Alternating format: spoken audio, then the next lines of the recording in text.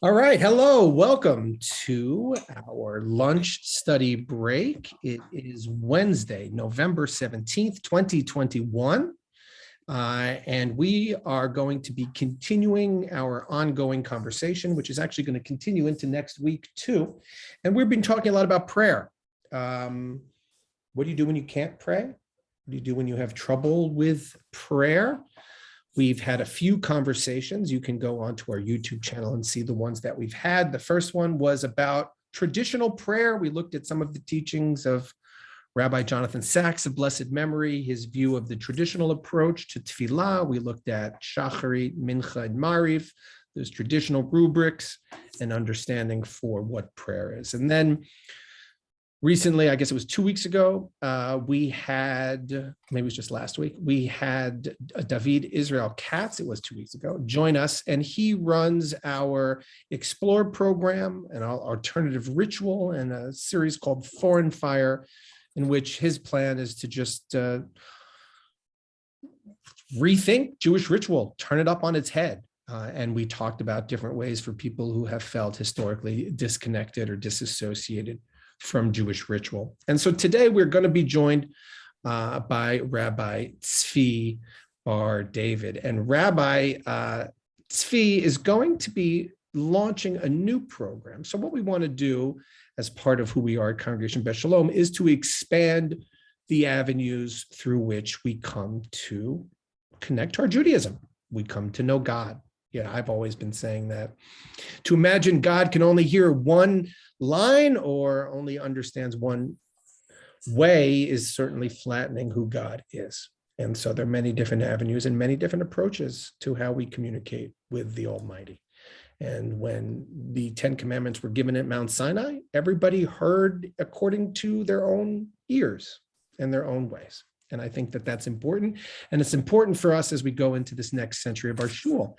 And so what we're trying to do is see if we can find new approaches and new avenues to prayer that open up our hearts, sing to our souls, and really allow us to grow as human beings. And so beginning this Shabbat at 1:30, and then 12:30, I think. 12:30, excuse me, and then continuing with a Kabbalah program. These are both in person. Rabbi Tsvi Bar David is going to be teaching a 12-session class on the structures of consciousness. By the way, I'm not sure I understand what he's teaching, and I'm here to learn with him. Come to the class. Like, that's the thing. I'm here to learn with Rabbi Tsvi.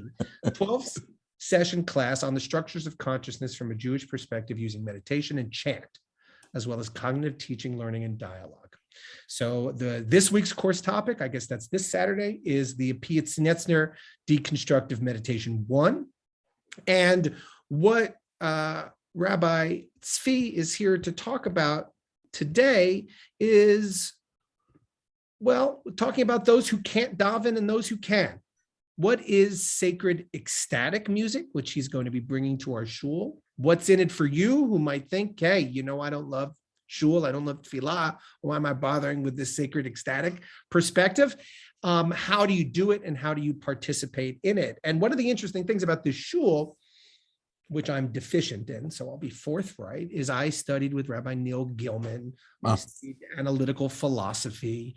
I am not an expert in Kabbalah or in mysticism. I went to the Jewish Theological Seminary, and my education was on another side of Yiddishkeit, which was on philosophical, theology, analytical, continental approaches, but not so much on the mysticism part. So that's a lack in my own sort of rabbinic education. And I know historically we have had opportunities at Beth to explore Kabbalah, to explore meditation, to deal with the Tzfirot. And so we're privileged.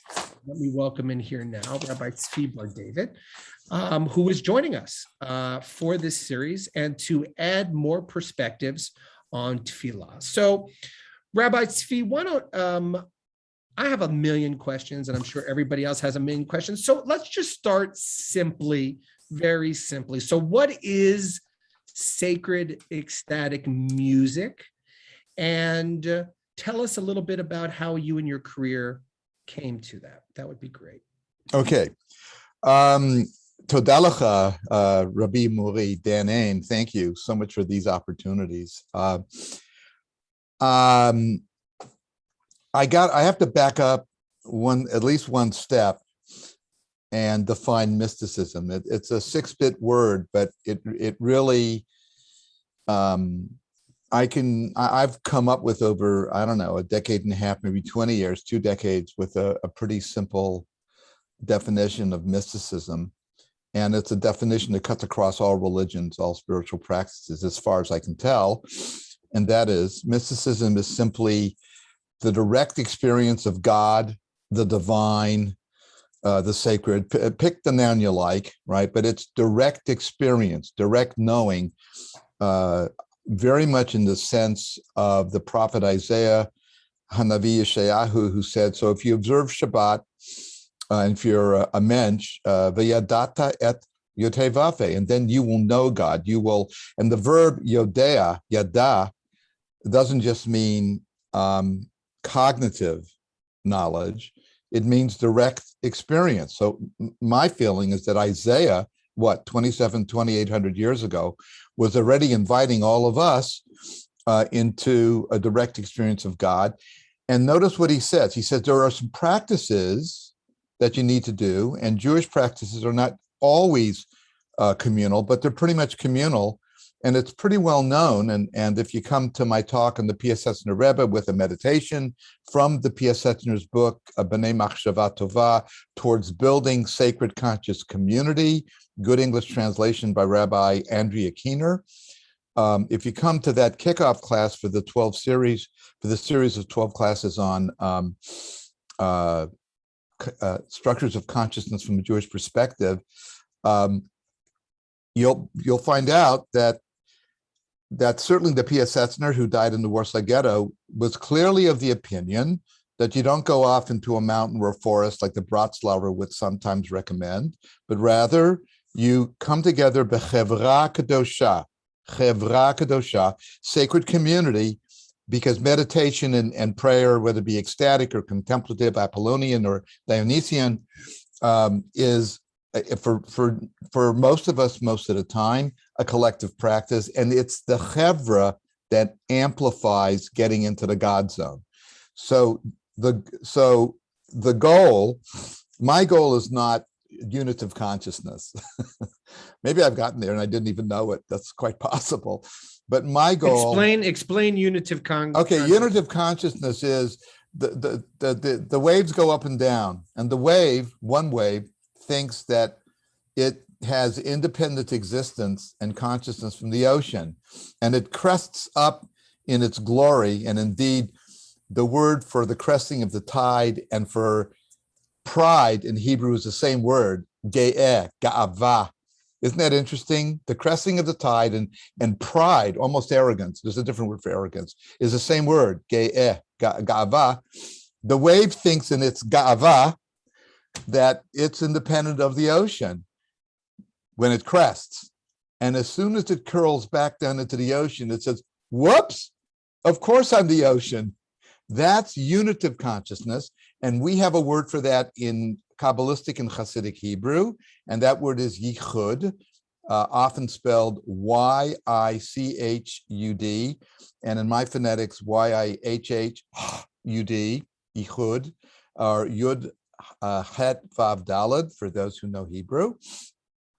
And that means joining with the singularity. It's all God, right? The background theology is panentheism, God and the universe are one. God and the universe never stop being one, but there's some of God, the Ein Sof, the infinitude, which is beyond the created world as well.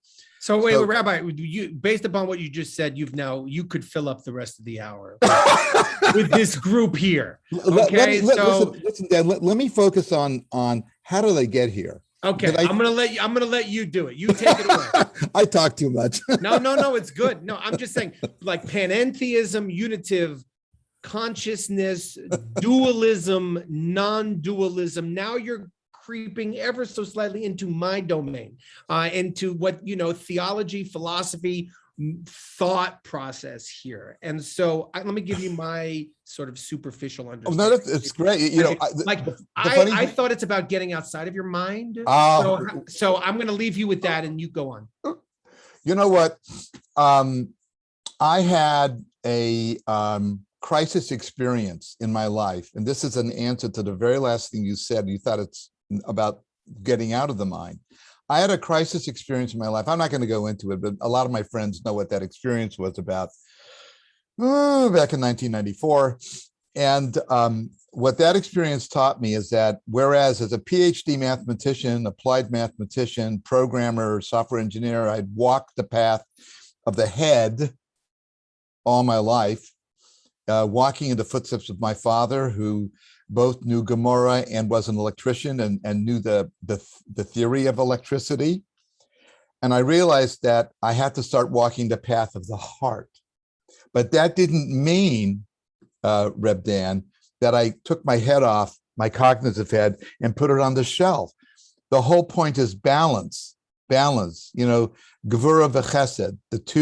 The main thing people have to do in the world, according to the Kabbalah, is to balance mind, boundaries, boxes, and compassion, and spreading out in an unlimited way. And that's the job. The job is balancing head and heart at Tiferet, right? That's the balance point, glorious beauty. So how did I stop you for 1 second? So you had a PhD in applied mathematics from? I still do. They haven't taken it away from me. Where? Oh, it's that little school about 3 miles from where I live, UC Berkeley. Okay, so okay, no, I think that's helpful. It's actually, this is for people who are watching this either live or on tape. We have a lot of very mathematically inclined sort of congregants, not a huge surprise. So I think, knowing that you have that PhD, you have that background, and then are going to move into this realm, I think is really helpful. And I'd be curious as you sort of continue to explore, and I'm going to be quiet, if you could just share the ways that those two come into interplay. You don't have to start there. Let me start with how did I come to sacred ecstatic music as a path to the direct experience of God? And let me use as a definition of direct experience a phrase right from the Psalms of David. I think it's Psalm 74. I'm not so good with chapter and verse. And that phrase, and I'll translate it, but I love Hebrew, Dan. I love Hebrew. That phrase is Va'ani kirvat Elohim li to. And as for me, says King David the psalmist, ecstatically to God. And as for me, kirva, closeness, intimacy, dual relationship. Not I'm blending into God. I'm me and you're God, right? I'm not God. God forbid, I'm not God. But closeness, intimacy, connection, relationship, experience of you, God, li tov, is good for me, is, and I'll do a little midrash, is healing for me. It's good for me. It's healing for me. And that has been my guiding phrase, Reb Dan, through much of the work I do. So do I have to believe in God to do this? No, I mean, I love telling that wonderful, that wonderful Berdichever Misa story about, I'll make it short, but it relates right to your point. So the Berdichever Rebbe was finishing up davening. He was Baal Shachris. He was in the middle of a Adon Olam. He finishes Adon Olam, and Shmulka comes running into the shtibel, the story. Doesn't matter. He comes running into the shul, and he says, "Oi, Rebbe, Shabbat Shalom, oi." Shmulka says the Berdichever, "What's the problem? You know Yossi?" He says, "Who doesn't know Yossi? It's a small town, right? Berdichev, small town. Do you know what Yossi is doing? No. Yossi is preaching atheism. Oh, he's saying there's no God, Ashanda." So the Berdichev smiles because his nickname was the Barandiker, the Harachaman, the merciful one. He loved all Jews. He loved all people. Didn't care if you were an atheist or a Ukrainian peasant or the frummest Jew on the planet. He didn't care. He said, "So point him out to me." So he said, "Look, not 100 yards away, there he stands on a soapbox preaching atheism to the Jews, to the Goyim, to everybody. Ah, Shanda, terrible. Make him stop." So he said, okay, Shmulka, I'm going to go talk to him. So he runs down the stoop. He runs up to Yossi. He says, Yossi, Shabbat Shalom. He hugs him. Good Shabbos. Doesn't say Shabbat Shalom. He says, good Shabbos. My mother was a chassid, a Vishnitzer. So, he hugs him and I said, Yossi, how are you? I'm fine, Rabbi. Yossi, tell me, what are you doing? Rabbi, as you well know, Kayadua, I'm preaching atheism. I don't believe in God. And the Berdichever smiles and hugs Yossi again and says, Yossi, you know the God that you don't believe in? Yes, Rabbi. I don't believe in that God either. So don't worry about it. The important thing is the experience. What you name it is less important. Hashem, Yud Hey Vav Hey, HaKadosh Baruch Hu, Shechina, Malka, Rachmanit, Rachaman. The important thing is opening yourself up to an experience. I had a hard time as a kid davening in my conservative shul at Dat Shalom, wonderful community-oriented conservative synagogue in West Los Angeles, less than a mile from my house, less than 4 miles from UCLA, where I went for a few years. And I had a hard time. But when the cantor taught me to sing the service, and I mean Kabbalat Shabbat, I mean Shachrit, I mean Musaf for Shabbat, I mean Rosh Hashanah and Yom Kippur, when I would get up on the bima as a 16-year-old, a 17-year-old, and lead services and throw myself into it and stop worrying about my head, I was in the zone, Reb Dan. It was obvious to me as a 17-year-old, as a 16-year-old, I was there. So it really, this journey that I'm talking about, this journey to God through music, ecstatic music, really started with my teenage cantorial training in a conservative synagogue at a Dat Shalom. So years later, what happened? So years later, I was leading services once a month at Chochmat Halev, a very well-known renewal synagogue in the East Bay. And one thing led to the other, and it was clear that my time was up and I needed to move on. And I asked myself, so, what does the boss need me to do? What am I supposed to, God, right? And that's the way I talk. That's the way I talk to God. That's the way I talk about it. The boss, right? So, Ivdu et Hashem b'simcha uva ahava, serve God with love and joy, but I need to know how you want me to serve you. And so I asked the question, I meditated on it, I prayed on it, and I came up with my answer. And that's not everybody's answer, right? But my answer was, how can I serve God with love and joy? And the word serve, ivdu, can mean work, be a servant, right? It has so many meanings in the Hebrew. It can mean worship. It can mean temple worship with sacrifice. It can mean tefillah, davening the way we understand it today. Dafka in a conservative synagogue, actually all shuls, all synagogues, all flavors. And it became clear to me that my path was to put together a band, and I did back in 2014, to put together a band and to do sacred ecstatic concert. Why concerts? Because then no one could tell me how to run it. I would rent I'd rent a room at a Unitarian church. I'd bring the band together and we would do this. Who came? Who shows up?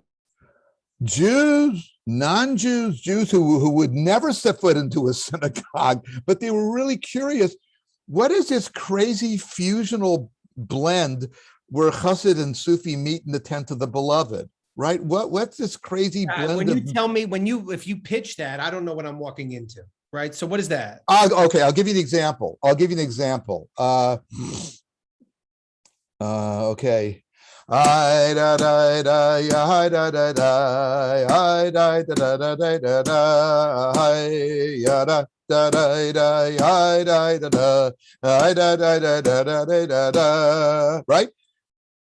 Ecstatic music, possibly Chabad, that pretty much Hasidic, right? On the other hand, let me sing you something else. Yada da da da da yada da da da yada da da da da yada da da yada da da da da da da, and over and over and over again, right? So okay, that's a nice niggin, isn't it? All right, beautiful niggin, could definitely be a Hasidic niggin. No, it's Serbian.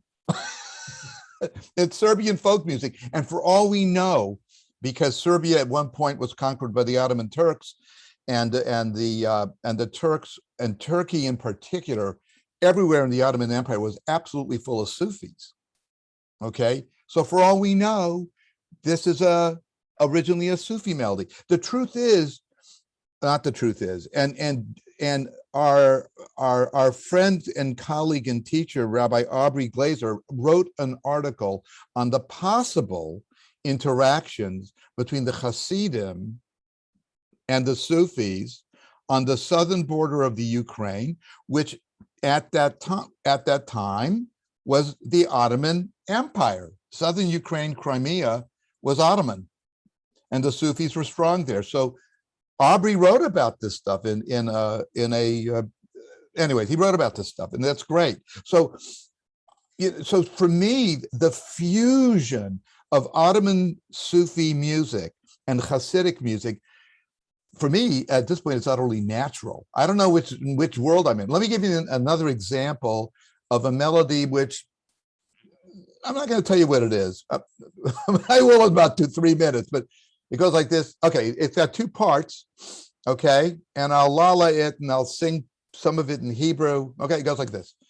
Ya la la la la la la la, ya la la la la, ya la la la la la la, ya la la la la, b'shem ha'el harachman harachum, b'shem ha'el harachman harachum, seni ben severim jandani cheru, seni ben severim jandani cheru, yolum bar dirbuer Jandani cheru,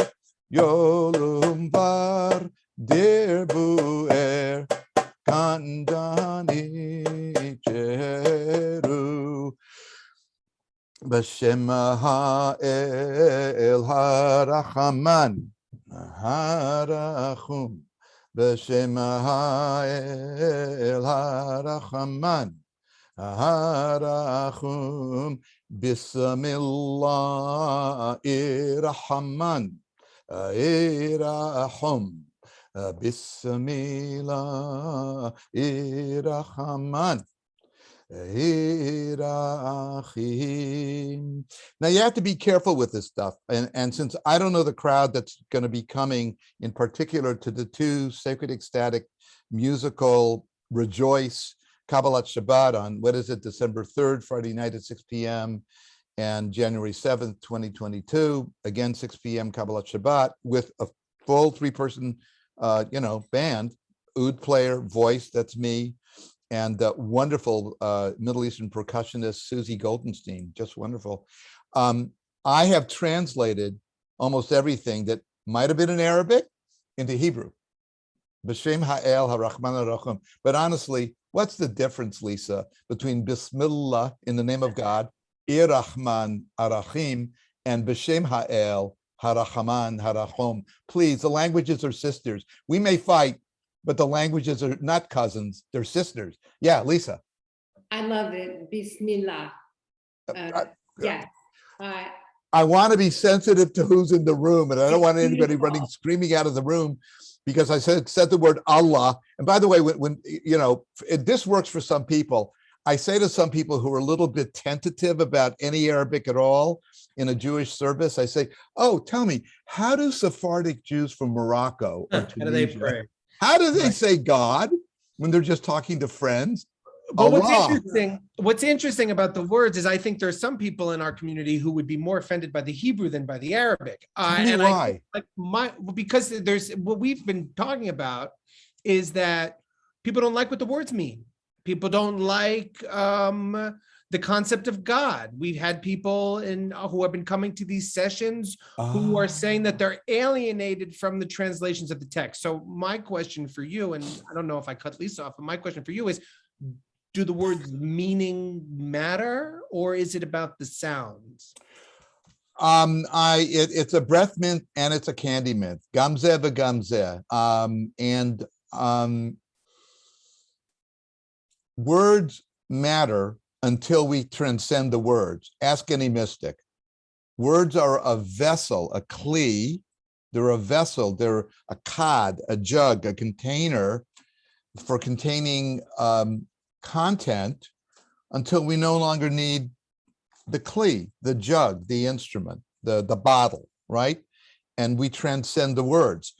So my answer to you, and that's a really good question, Reb Dan, because I've dealt with, seriously, I've dealt with atheists all my life. And a lot of the people who come to the stuff I've done since 2014, right, the musical stuff, you know, they want the kesher, they want the connection, but the language, the traditional language, whether it be Jewish or Islamic, turns them off.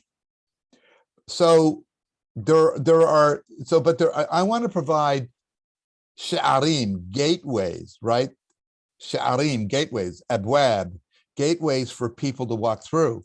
One gateway is la, la, la, la, just la, la it. Forget the words, or la, la, la, la, la, la. And there's a certain trancy quality just to a really good wordless niggin. I mean, the Hasidim know that, right? So there are levels and there are levels, and each level is really a gateway. There's the gateway of the repetitive phrase, of the words themselves. And not every gateway is for every person, right? I mean, some people might be okay with the word hamakom, the place, which is old rabbinic terminology for God. You know, the world is not the place in which God takes place. No, God is a place in which we take place, in which the world takes place, right? Hamakom. I don't know. So there are the words, and I don't want to deny the words. I mean, we are a species that communicates, right? Until we transcend it. But that takes practice. Some people are struck by grace. I'm not particularly one of them. Everything I've learned, I've had to learn the hard way. I've had to learn absolutely the hardest possible way. And what about people who say to me, you know, I come to the shul, it's really boring, I don't connect to the liturgy, why should I check out this Rejoice thing? What's in it for me? What's in it for, well, what I've done in my own personal advertising to my email list and to my Facebook friends is I say, hey, sacred ecstatic music. And so many of them have either already come to, you know, to the concerts I do. They say, oh, right, sacred ecstatic music, chanting, drumming, the oud, you know, the drum, the voice, you know, maybe a few Sufi Hasidic stories. Okay, I can go there. And that works for them. But you're right, the word God is a turnoff.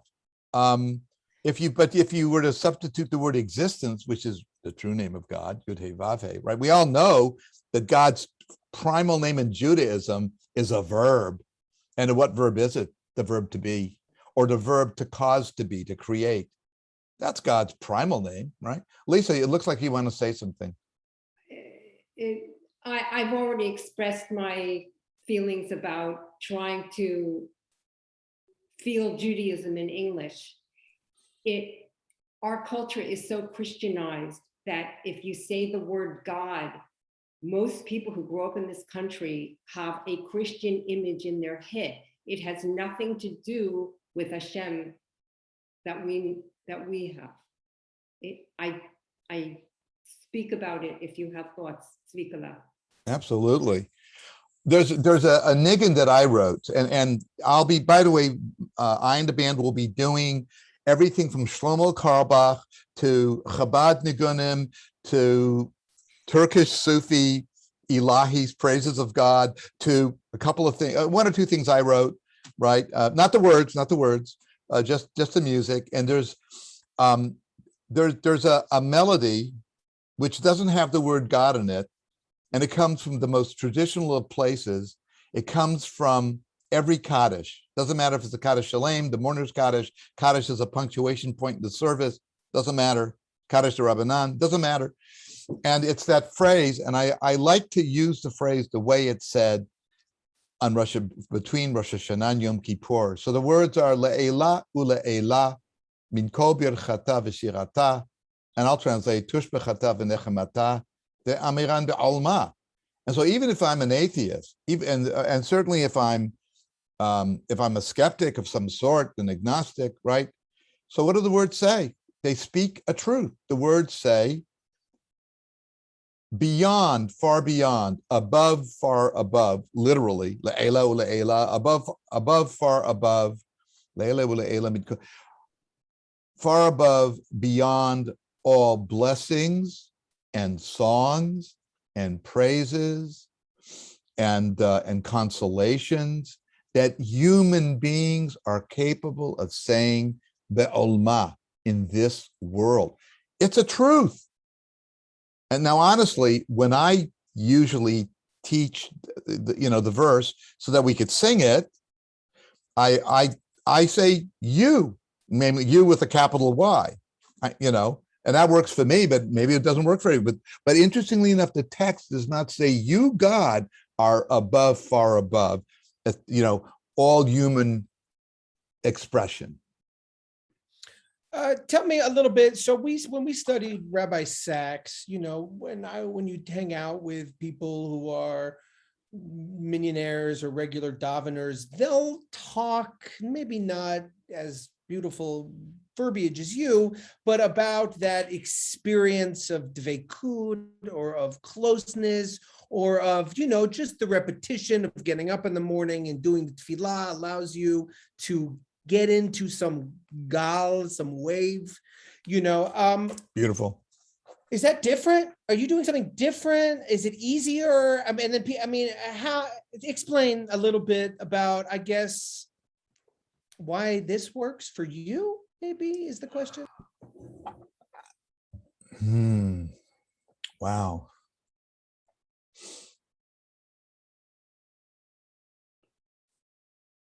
Because it's a hard sell to get people to come to Minyan at 7:15 every. It's a hard sell. And part of the beauty of Minyan is like you go to Minyan every day, and some days it's not great, but once every 6 months it'll click and it'll be like the experience you're describing.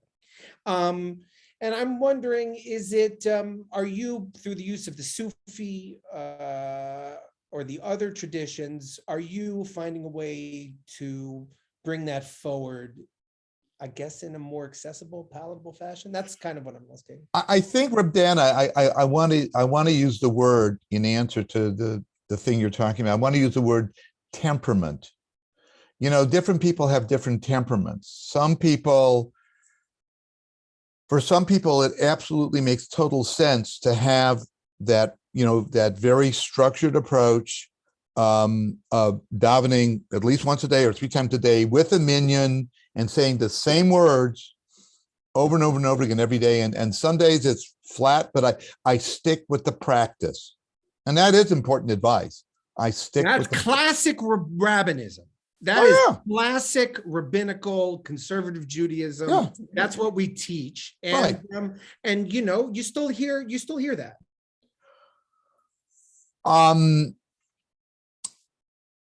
Doesn't work for me. I'll be honest. When I lead services, I can get into the zone and that's a trick, by the way, of service leadership, of how do I be in the zone, because I can't help others get in the zone unless I'm in the zone. But if I'm too much in the zone, then I'm not connecting to the kahal, to the people in the room. So that's sort of, I don't know, mystical leadership level 2. I'm talking about mystical leadership level 1 for participants, the sort of thing that the Piazzner talked about. It's about temperament. And all I can tell you, Reb Dan, is that in as much as I've led many services in my life, Rosh Hashanah, Yom Kippur, Shabbos, Kabbalat Shabbat, what I've come to, what the constant thread of connecting me to the God zone, and that's my word, is the music. When I do the music, I'm here and I'm not here. Well, I guess that's a definition of yichud, of non-dual consciousness, right? It's kind of a definition of non-dual consciousness, where I feel this, I'm connected to the cosmos, I'm connected to God. And there are many ways of doing it. Some people are not ecstatics. And so for them, the Rejoice service that we're going to be doing with Susie and Bushaib Abdul Hadi, who, by the way, is Muslim, a Sufi, and the sweetest guy you ever met, and an incredible Middle Eastern musician on the oud and the Arab violin. And we have performed before many times at sacred concerts. For some people, the ecstatic, getting to God ecstatically through music and dance and chanting and drumming, it works. But for other people, it doesn't work, right? For me, it really works, Reb Dan. I love it. It has to work for me before I can make it work for you, right? That's why we're bringing you to the shul. There's a keen understanding that not everyone prays the same way. No. And I think one of the mistakes the conservative movement has made over the past 100 years is trying to funnel everyone into this same tefillah mode. And that has led a significant percentage of conservative Jews to say, well, I'm going to go to Burning Man, or I'm going to go to Peru and drink ayahuasca, or I'm going to go follow fish. Because the rigidity that you're talking about, Shachrit, Mincha, Mariv, doesn't work for them because they don't have the temperament. And I'm not sure, I relate in a lot of ways to the temperament that you're bringing forward. And I think we could benefit from having more of it. Okay, so share more, Rabbi. So let me talk about two temperaments, because part of the reason why I proposed to you in my proposal, I don't know, a month or two ago, that I not only do, and you really wanted me to do sacred ecstatic musical Kabbalot Shabbat, and we're doing two of them on this pilot program, right? December 3rd and January 7th, but I also wanted to teach cognitively and do meditation. Because there are other folks who want a quieter, more contemplative approach, and an approach that combines contemplation, meditation, with cognitive learning. Shaninu, we have learned together, right? The key rabbinic word is not "I teach you." No, the key word in the Mishnah and in the Gemara is either Shaninu or Tninan in Aramaic. We have learned together, right?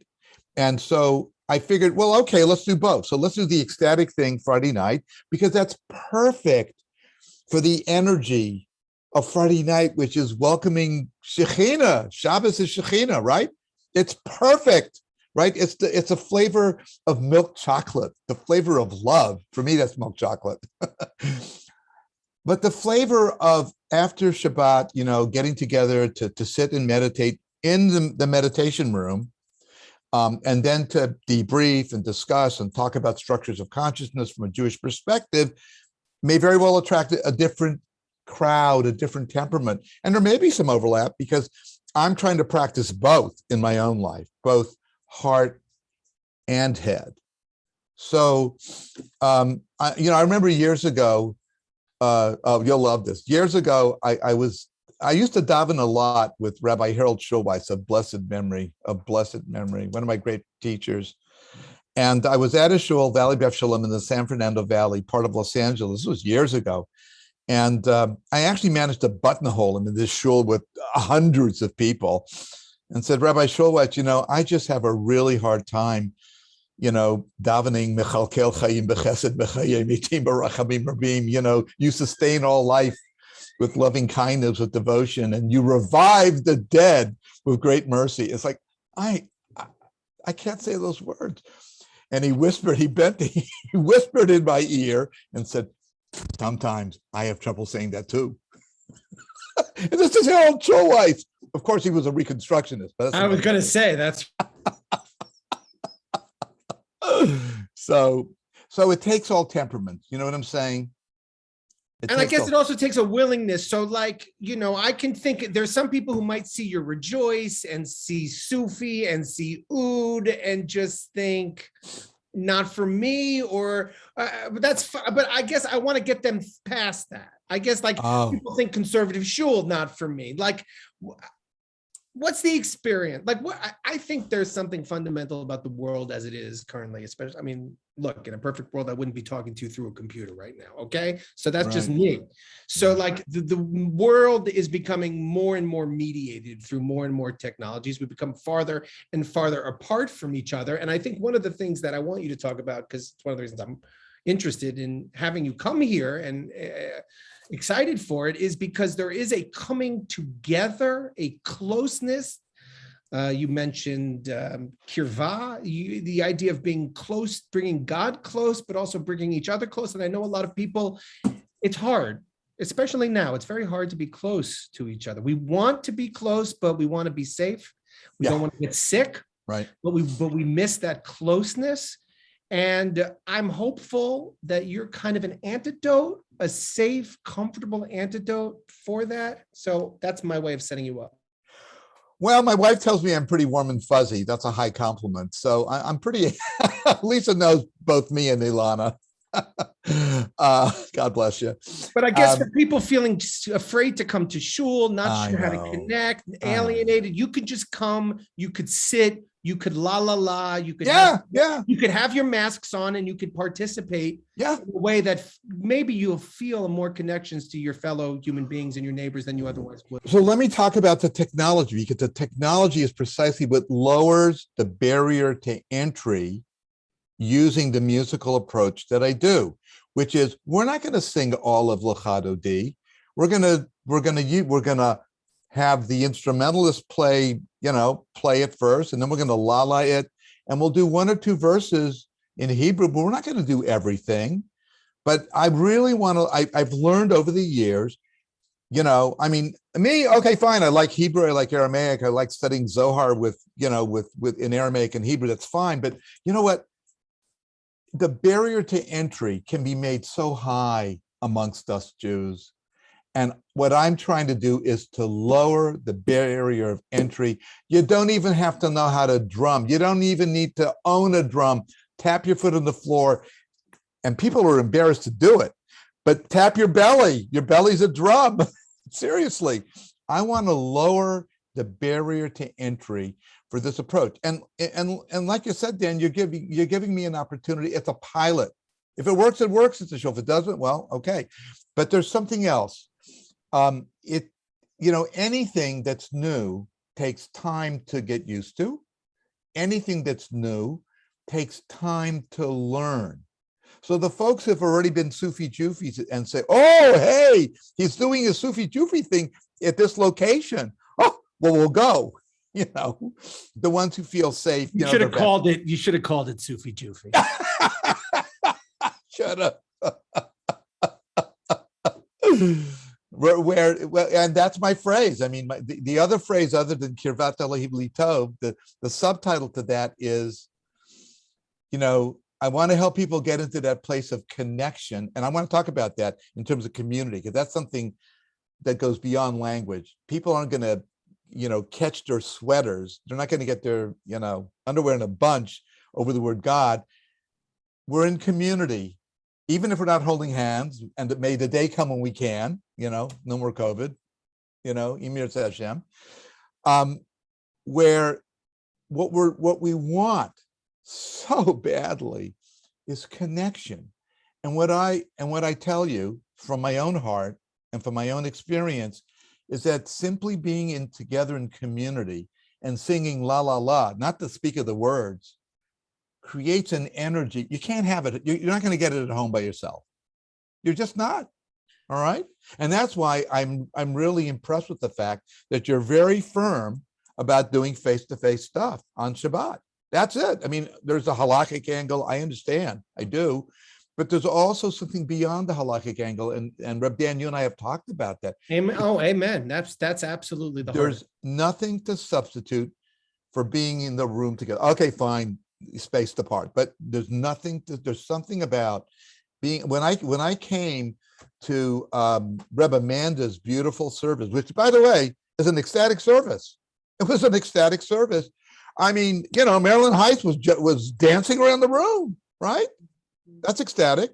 No two ways about it, right?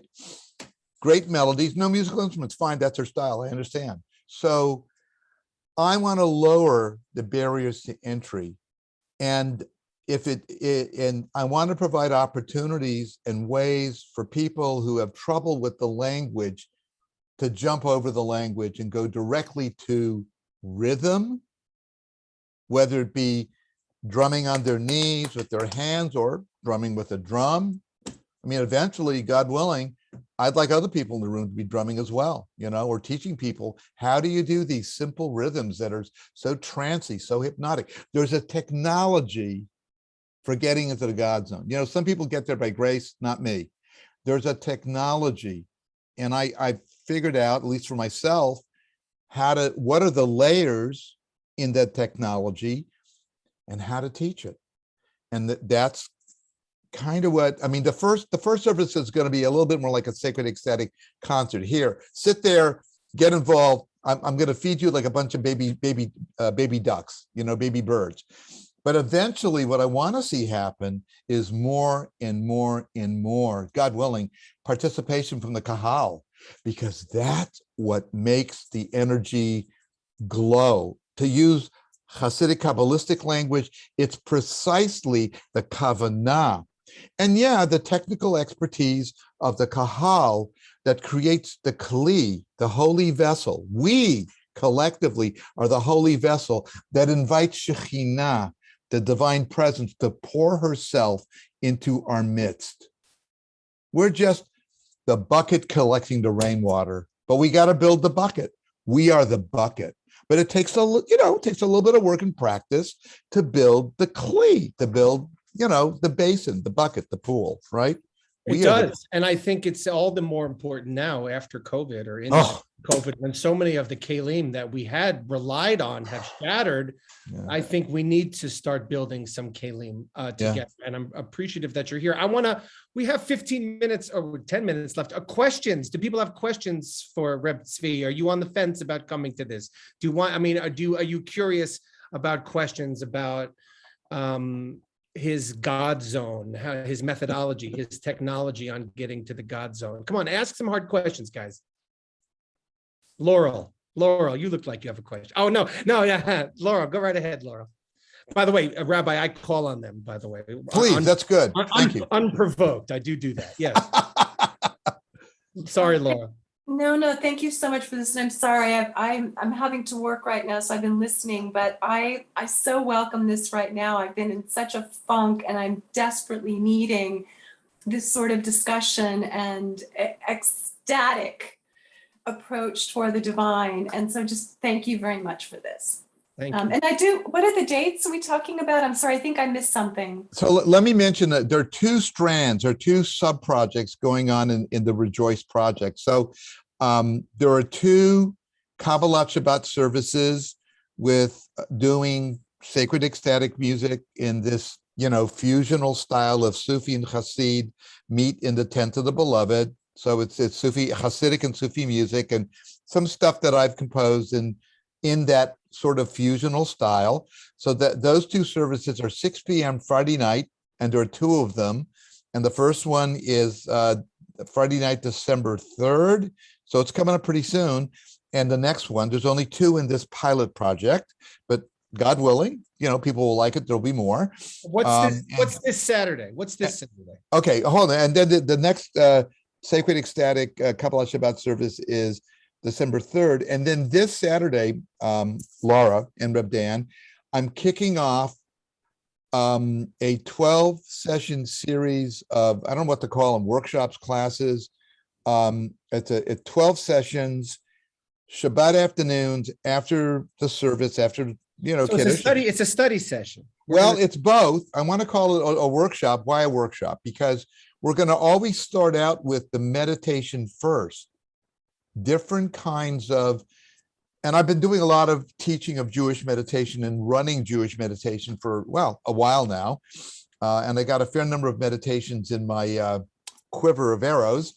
And we're going to start out with, you can't have anything more Jewish than Hasidic meditation from Reb Kalonimus Kalmish Shapira, the Piazzner Rebbe who lived in Poland and died in the Warsaw Ghetto, and who wrote an entire book on not only how to do a kind of meditation that if I didn't know better, he had learned from the Vipassana Buddhists. But I don't think he knew any Vipassana Buddhists. But it's an incredible meditation for getting to the pure stream of consciousness. I'm giving away the story. The pure stream of consciousness without verbal images or pictorial images. And let me spoil everything for you, but maybe it'll make you want to come. The Piazzner says, when you get to that within yourself, you are touching God within you. I don't have a problem with the language. I have a lot. Oh, wow.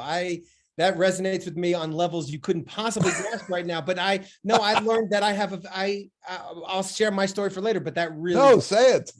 I found out I have this thing called aphantasia, which is I have the inability to create visual memory. Huh.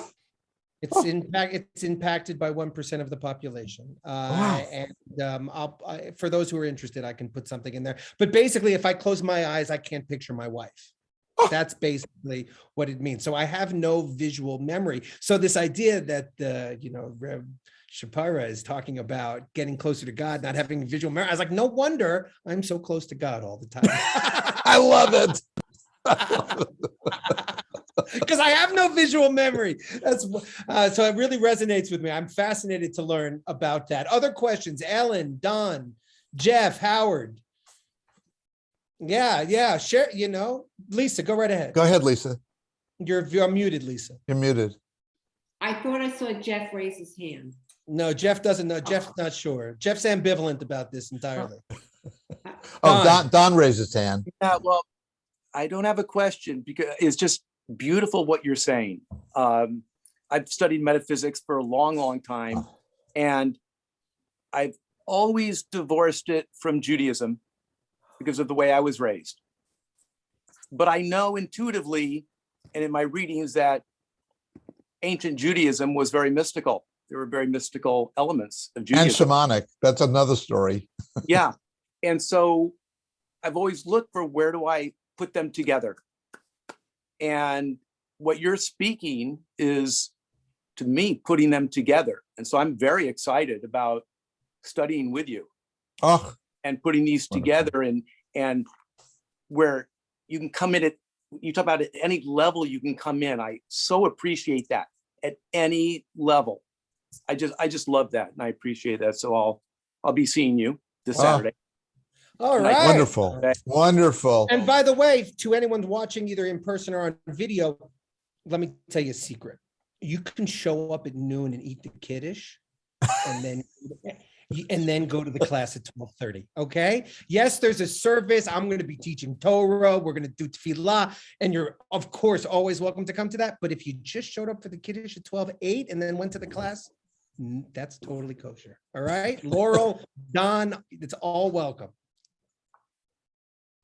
Right. So again, just to say another word about the 12-session workshop, whatever we want to call it. It'll always start with a meditation, because I have found empirically that by opening the heart first, the mind becomes even more open to cognitive work, learning, teaching, dialogue, discussion, meditation works. And I may throw in a niggin or two while we're at it. Okay. Nothing wrong with that. By the way, Dan, is it permissible for me to bring my drum to the meditation hall on Shabbat? Okay. Yes. Okay, yes. Good. All right, good. You never know. All right. No. We're just trying. We're trying to open it's hard. And especially in the city, it's hard to find your way into a conservative shul. Okay. Yeah. And for a lot of people, the barriers are insurmountable. And then even when when they're lit up on fire, we give them this really hefty book and we tell them to learn this foreign language, and we say, and then maybe once every 6 months you'll experience it. It's off-putting. It's not, and I just think it's narrow in its aesthetic approach. Judaism, Solomon of blessed memory, one of my teachers, taught. Someone asked him, maybe in the Orthodox community, hey, listen, you know, Kabbalah, mysticism was always the property, as it were, of small esoteric groups that hid themselves from other people, as in the phrase tzadikim nistarim, the people who taught the Baal Shem Tov, the hidden tzadikim. And he said, you know, we're in a time of crisis in our post-scientific revolution, post-industrial revolution world. And we need to bring mysticism. We need to bring, in the sense that I define it, the direct experience of the sacred, of God, to everybody. Isn't that what the Baal Shem Tov was doing in 1750? He did the same thing. It's not just Zalman. Absolutely. It was the guy who started the whole Hasidic thing was doing it. And I want to tell you, there's fertile ground here at the shul, and I want to make sure that we hit it. So I want to speak to Ira, who's on here, and Lisa, who's on here, and Howard, who is on here, because there were people who really, I think, resonated with Rabbi Glazer. Oh, yeah. When I showed up here, the first question I was, Rabbi, are you going to continue Rabbi Glazer's Kabbalah meditation? And I'm just like, oh my God, you know, like, it's just not, you know, so I've wanted to do that. And I know people have been asking me for it. So for people who used to come to Rabbi Glazer's teachings, who were connected to his meditative and his Kabbalistic approach, this is our opportunity to bring us back together. So I'm just asking you, Ira, Lisa, Howard, those who came to those programs, please go out and say, like, we're trying to bring this community and tell them that we can have this experience. Last question, Lisa, and then Don. I didn't really have a question. Don, then. Sorry, Lisa. Loading. Well, it's also sort of not a question, but I've with what you're doing, there are Jewish friends that I have and non-Jewish friends that I have. Everyone, bring everybody. That I can invite, that I will invite. Yes, to what you're doing. Yes. So I really like that. So there is that opening that you're talking about, Rabbi Ain, you know. Yeah, Don, you can help us community build. So in truth, like, maybe you and Tsvi can connect and start building lists so that we can, I mean, I want this to develop momentum. I would love it if a year from now we walk into this rejoice and everybody knows the melodies, so this sort of ecstatic experience can go here. But as Rabbi Tsvi said, that's going to take some work. It's going to take some community organizing. So there, if you could, Rabbi Tsvi just put his email, Don, in there. If you could connect with him, because yes, everyone is invited, Jewish, non-Jewish, member, non-member, whatever. Everyone is welcome to come to our shul, no question. Rabbi Dan, I just thought of something that will help the learning. It's not going to be recorded, unfortunately. But listen to this. No, that was a question in the chat. That's no, I see. But here's something which I've done for the sake of all my musicians. I've recorded myself singing every single part of, and you know this because you got the link to it up in the Google Drive. I've recorded every single niggun, every single tefillah that we're going to be doing, at least as far as I could tell, at the 2 Kabbalat Shabbat services. And I'm wondering if we could publicly display that link, or even load those MP3 files, those sound files. Yeah, we absolutely can do that. Onto some part. We can load them on the website. Okay, you know what? I'll talk to you afterward about that. Yeah, no, I want to load them on the website. But Dale asks a wonderful question, and I'm going to ask it broader than she's asking it. Can this even be done on Zoom?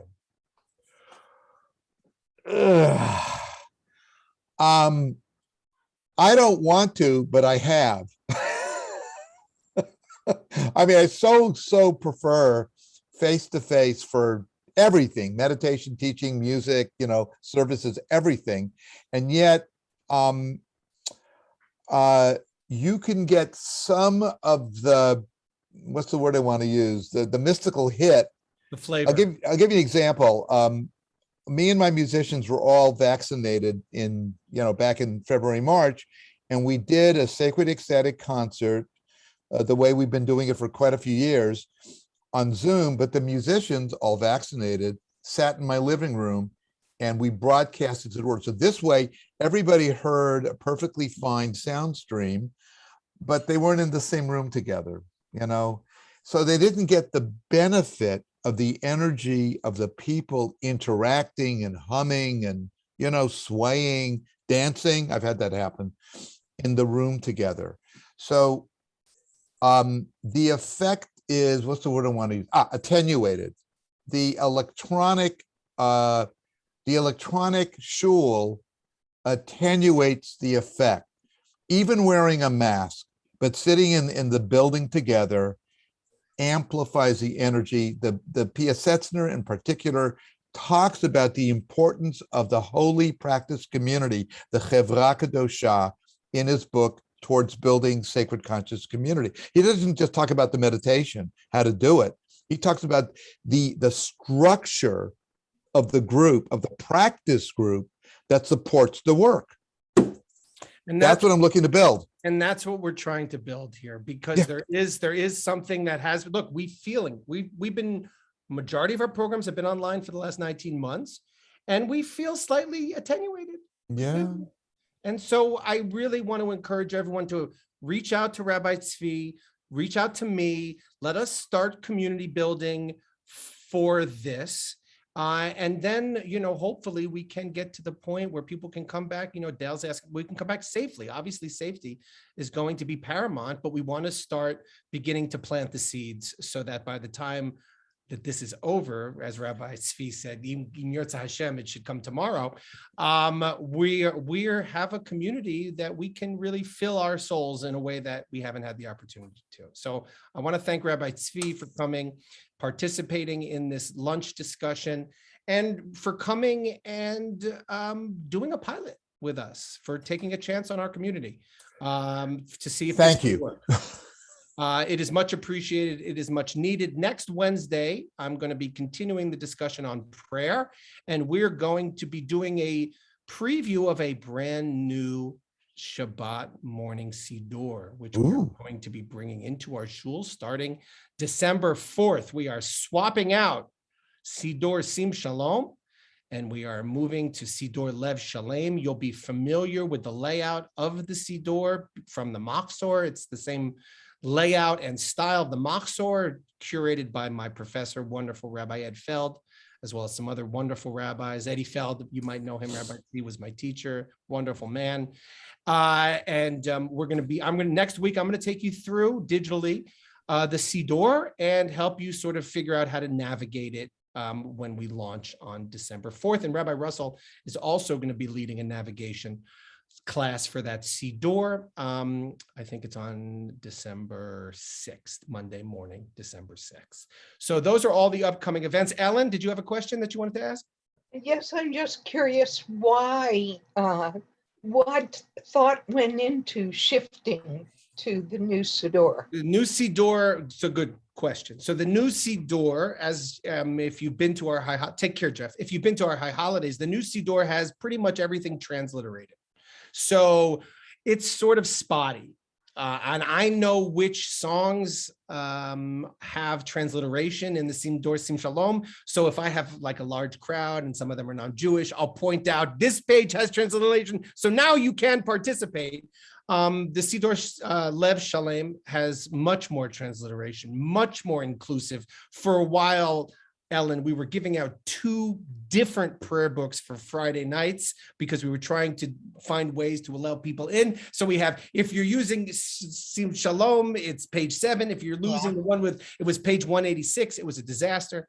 So it's one book. It also has comments. So let's say you get lost. Let's say you really resonate with a word, as Rabbi Tsvi and I do often, and a word hangs with you. You can linger on that word, and we'll have writings in the margins of different thinkers, you know, that have meditated on that word. So if you just want to stay on that page, like you can do for the high holidays, it will have some more resources. But we're going to go through it next Friday. But I look forward to seeing some of you this coming Shabbat, and I really can't wait for this. And I'm just totally fascinated about that teaching about having no visual imagery, making you closer to God. In case anybody was interested about aphantasia, I put a little webmd.com listing on it. It's something I'm going to shut down here. Thank you so much to Rabbi Tsvi. I look forward. Let me